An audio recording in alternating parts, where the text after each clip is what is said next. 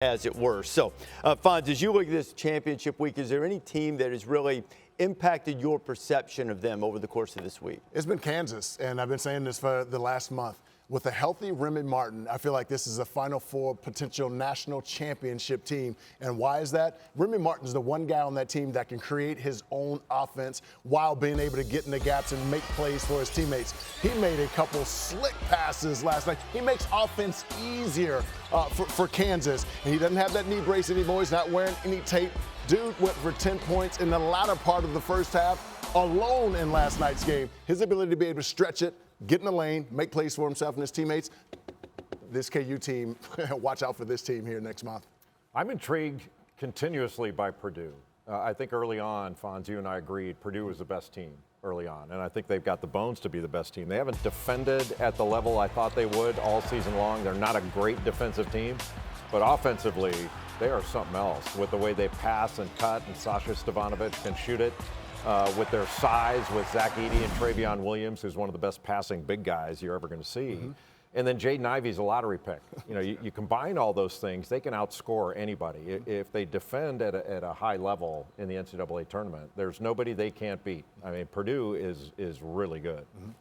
You know, here's a team that went from the bubble to a team you do not want to see in your bracket, and that's Virginia Tech. You don't want to see Virginia Tech in your bracket because when you prepare for Virginia Tech, you don't have enough time to prepare for Virginia Tech. And you can't simulate what they do in your preparation because their ability to make plays out of their offense, their ability to read and react out of their offense, the number of different sets, the number of different matchups they can create, it was an absolute clinic last night. But it's not just last night. They've won 13 of their last 15. Offensively, they are impossible to prepare for. Another team you'll like because they make shots. Mm-hmm. But those two guys inside, Mutz and Aluma, they are matchup nightmares. They back you down, you double, they're dropping a dime, and the guys they're dropping a dime to are going to knock down to three. It's not just, they didn't just get hot, as you pointed out, in the last few days in Brooklyn. But does it worry you at all because they've been on the bubble for so long and now they've climbed the mountain, there's a little bit of an exhale because they've accomplished something and maybe they caught a little flat-footed? I have no doubt that they're going to be ready to play. Mike Young, just his approach. And remember when they were losing all those games, we had a conversation on Ball Men on Campus. It was a great show. And in Ball Men on Campus, we said because of the way he leads, because of his ability to kind of stay in the moment, just get to the next day and the next game, I think they'll be ready to play. And we were talking about them being a team that was way better than their record. Yeah. Like their record early on didn't reflect how talented and good that team was. But I hear what you're saying. That's a fair point. A lot of teams could take an exhale now, but I think they're more believers than they are, you know, like leaving something behind. But that's the whole key. Group. Yeah. It's a veteran group who's a lot of those guys have played 150, 160 games. That's the whole key is how you approach it when you accomplish something or how you respond if you've been disappointed. Well, you're used to that with all the accolades you get. You still come to work every day. Every time. I'm the same dude every day, man. Every day. Bring it. I'm coming at you. I don't care what suit you're wearing. I'm coming at you. Me and Jelly Walker, we are coming at you. Hey, you know what? You can get a bid stolen today if you're the Spiders, and if they win, you get one snatched right away from you. Yeah, you look at Richmond Davidson. Richmond's one of the most experienced teams in the country. They start 4 super seniors. And you'll tell you, Jacob Gilliard leads the country in steals in terms of his career in Division I. And then Tyler Burton is a tough matchup at 6'8". And Davidson, best screening team in college basketball. Obviously, Hug June Lee is a dynamic offensive player. Memphis and Houston today in the American. In their 2 meetings, Memphis has really turned over Houston, who's a really good ball security team. 23 points off of 20 turnovers per game. For Houston to have a chance to win this game, they've got to take better care of the basketball and get some front line support.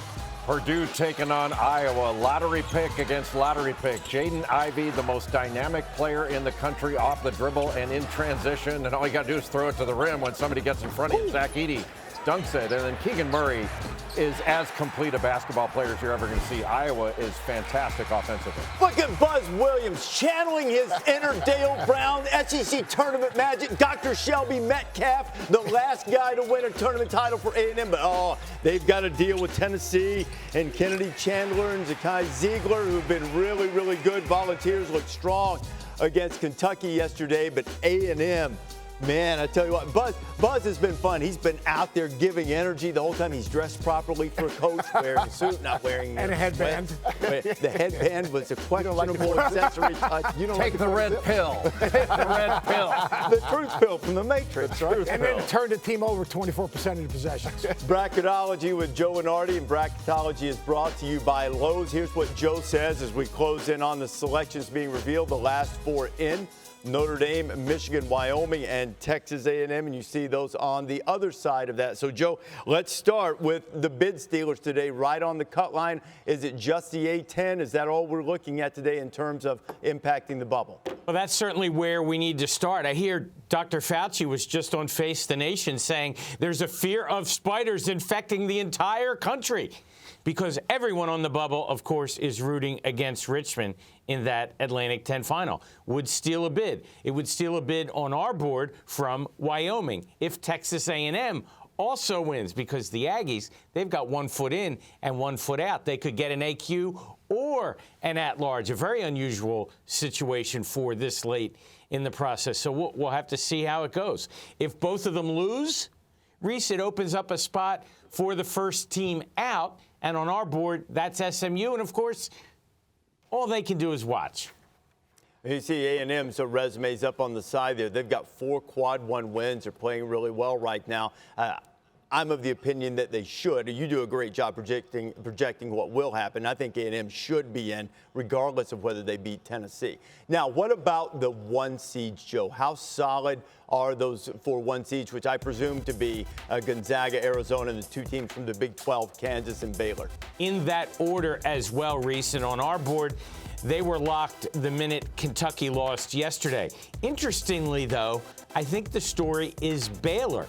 They may actually be disadvantaged as the 4th one and have to be shipped out of the South region, which they much prefer, of course, in San Antonio. Arizona will go there. The Wildcats can't go west to San Francisco. Gonzaga will be camped out in that region. Thanks for watching ESPN on YouTube. For live streaming sports and premium content, subscribe to ESPN+.